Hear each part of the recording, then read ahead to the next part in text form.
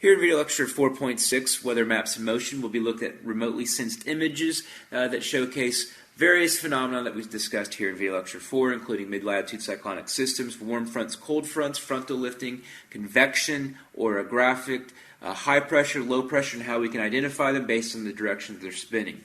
So each of these maps will be shown for 1 second, and altogether what we're going to see is about a week's worth of weather in 40 seconds, because it'll be in 3-hour intervals as we go from one slide to the next.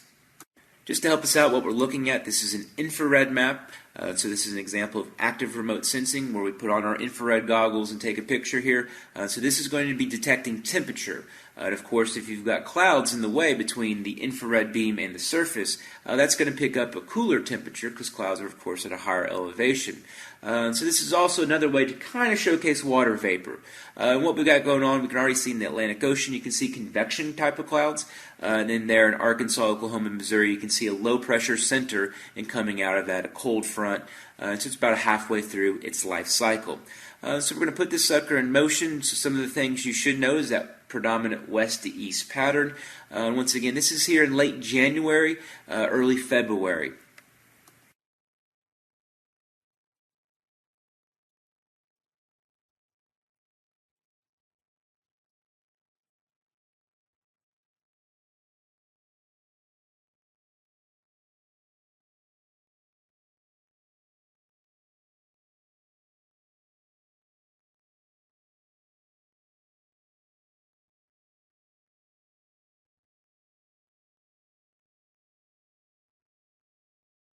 Now, continue with the same week, the same weather pattern that we're looking at, but now this will just purely pick up the water vapor.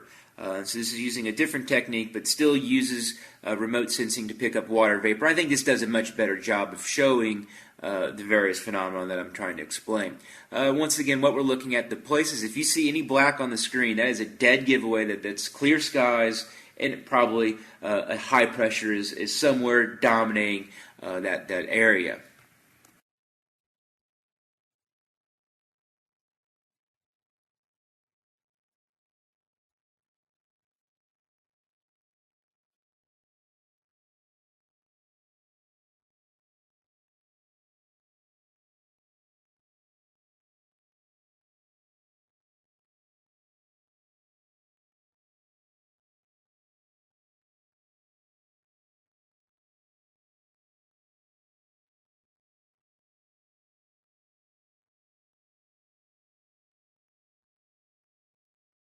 A real quick narration as far as what we're looking at. If you look over on the right-hand side out there in the Atlantic, you can see a cold front has come and swept its way through, and behind that, those clear skies that are typical with the cold front passing through.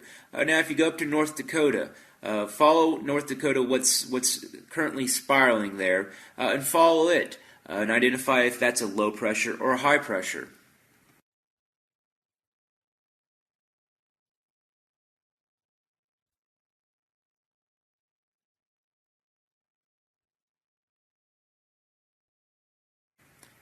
Now we can see that low pressure that's over there off the coast of the Atlantic there, just east of Virginia and North Carolina.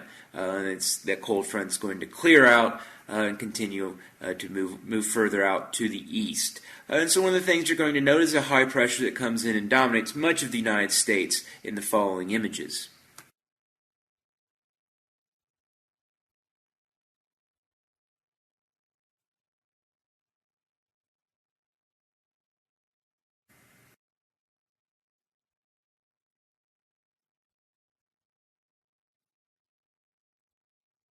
Now that low pressure that was in North Dakota has dipped down further to the south, and now you can see a little bit more of the warm front characteristics. You can see the cold front characteristics. You can see how that cold front comes right through eastern Tennessee, extreme tip of Georgia, central Alabama, all the way down to southern Mississippi and Louisiana. So one of the things you'll also note is as this sucker continues to migrate, you're going to see that cold front and that high pressure become even clearer.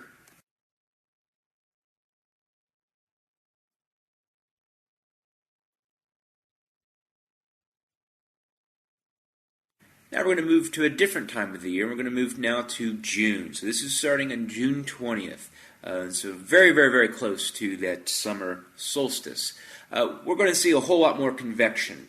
So we're going to see convection. One of the things you'll note is that as we go through, you'll be able to see when it's day and when it's night. Although the water vapor is being shown 24 hours a day, when the convection, you'll be able to see those popcorn clouds pop up during the day when, of course, that heating's occurring.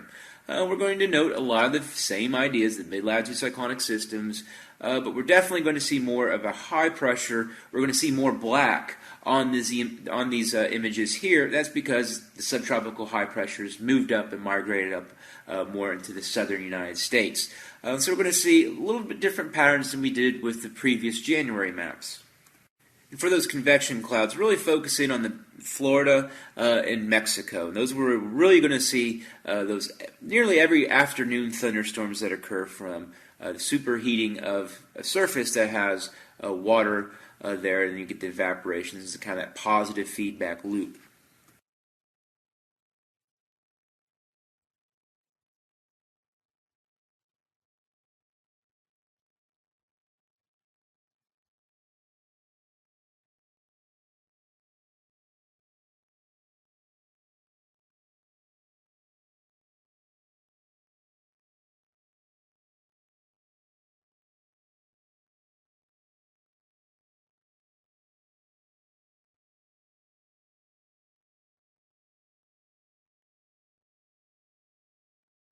Now, if you look at the bottom of the map, if you look just above the NOAA, you're going to see a hurricane. One of the things that's quite interesting, well, it's not really a hurricane, it's a tropical depression, but you're going to see that extremely great example of a low pressure. So a hurricane, we're going to talk about this in a future video lecture, is a extreme low pressure.